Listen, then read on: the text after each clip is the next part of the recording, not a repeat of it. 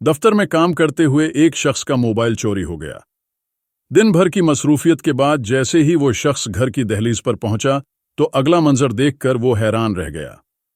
घर में सास और ससुर अपनी बेटी का सामान बांधकर उसका इंतजार कर रहे थे।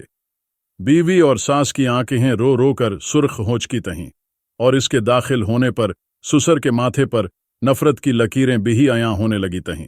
शौहर ने हैरान होते हुए पूछा कि आप मेरी बीवी को कहाँ लेकर जा रही हैं, सब खैरियत तो है?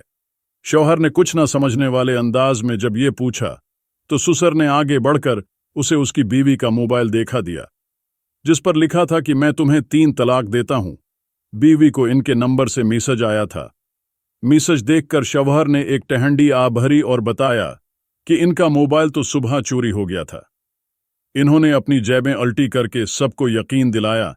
तवाइस की बेगम अपनी मां से लपटकर रोने लगी और उसके ससुर ने भी अपनी टांगें बैठे बैठे फैला लें।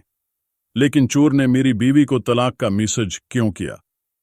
उलझन के मारे उन्होंने अपना नंबर डायल किया तो चोर ने फोन उठाया। जैसे ही चोर ने फोन उठाया, शौहर उस चोर पर फट पड़ा।